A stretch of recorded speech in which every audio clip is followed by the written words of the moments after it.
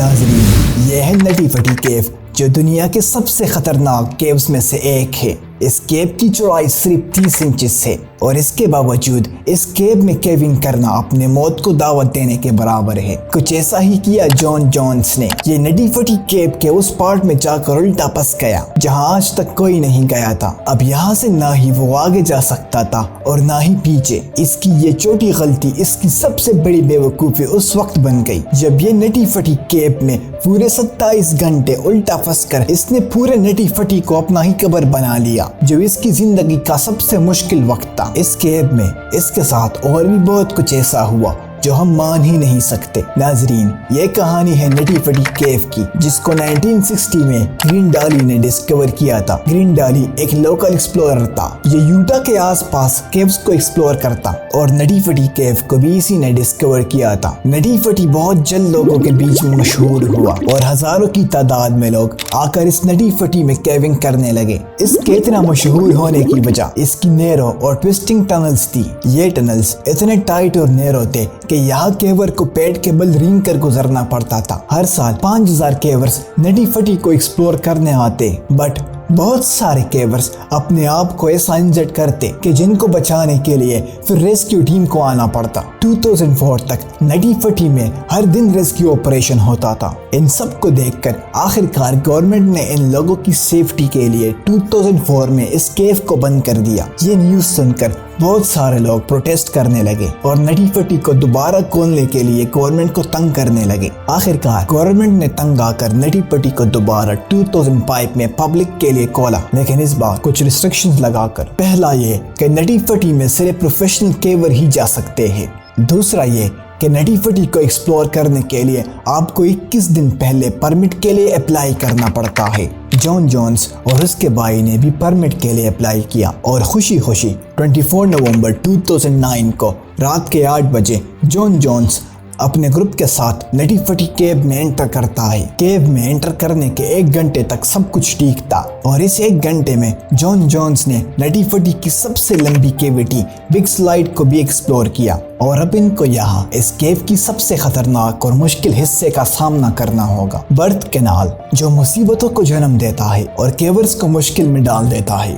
Birth canal ایک بہت ہی تنگ اور نیرو جگہ ہے۔ جان اور اس کے گروپ نے برتھ کینال میں جانے کا فیصلہ کیا۔ اصل میں یہ آئیڈیا بھی جان کا تھا، اس لیے وہ سب سے آگے تھا۔ برتھ کینال کا راستہ اتنا تنگ تھا کہ جان اپنے پیٹ کے بل رینگ رہا تھا، یہ سوچتے ہوئے کہ وہ برتھ کینال کے راستے میں انٹر ہو رہا ہے، جبکہ اس نے جانے میں ایک غلط ٹرن لے لیا ہے اور وہ برتھ کینال کی جگہ کورک سکریو کینال میں داخل ہو رہا ہے۔ یہاں سے اب راستہ بہت تنگ ہونے لگا، اتنا تنگ کہ اب وہ چاہ کر بھی واپس نہیں جا سکتا تھا۔ وہ آگے اس امید میں بڑھتا گیا کہ شاید آگے جا کر راستہ تھوڑا چوڑا ہوگا اور وہ واپس مڑ جائے گا، لیکن آگے اس کو نیچے کی طرف ایک جگہ نظر آئی جہاں جان کو لگا کہ وہ یہاں سے واپس مڑ جائے گا، لیکن گیس واٹ، جان کی مصیبتوں کا سلسلہ یہاں سے شروع ہو جاتا ہے۔ یہاں معاملہ اتنا بگڑ گیا کہ وہ 10 بائی 18 انچ کے اس گڈھے میں داخل ہوا تو آگے ایک ڈیڈ اینڈ تھا۔ اب نہ ہی جان آگے جا سکتا تھا اور نہ ہی پیچھے، اور یہاں جان اپنے سر کے بل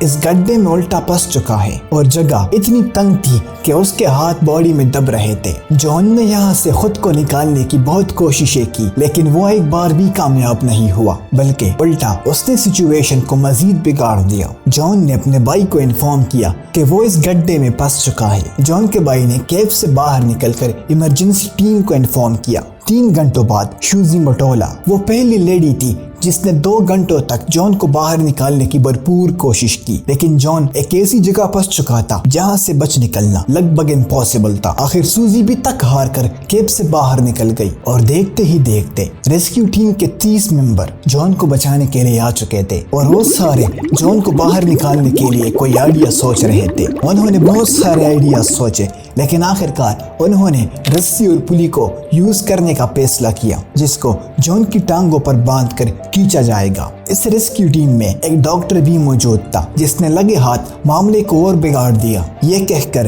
کہ جان چونکہ الٹا پھنس گیا ہے، اس کے پاس اب صرف 10 گھنٹے بچے ہیں۔ اس کے بعد اس کی باڈی کا ایک ایک آرگن فیل ہوتا جائے گا۔ گھنٹوں انتظار کے بعد پولی سسٹم ریڈی ہو گیا اور جان کو ٹانگوں سے پکڑ کر کھینچا اور بہت مشکل سے انہوں نے جونز کو اس گڑھے سے کافی حد تک نکال لیا تھا کہ اچانک ایک پولی کا سسٹم کولیپس کر گیا اور وہ واپس اس گڈھے میں جا کر پھنس گیا۔ اس کے 19 گھنٹوں بعد جون کو دوبارہ کھینچنے کی تیاریاں مکمل ہو چکی تھی۔ اس بار انہوں نے جون کو کافی حد تک باہر نکال لیا تھا کہ ریسکیو ٹیم کو اب اس کا سر نظر آ رہا تھا، لیکن جو پہلے ہوا ایک بار پھر فلی سسٹم کولیپ کر گئی اور جون واپس اس گڈھے میں جا کر پھنس گیا۔ اس کے بعد جون کو بچانے کے لاسٹ اٹیمپٹ میں اس کے گرد پتھروں کو ڈرل کرنے کی کوشش کی، لیکن اس پوائنٹ تک جون نے ہلنا ڈلنا بند کر دیا تھا اور وہ اب کسی کی بات کا جواب بھی نہیں دے رہا تھا، اور جس بات کا ڈر تھا وہی ہوا۔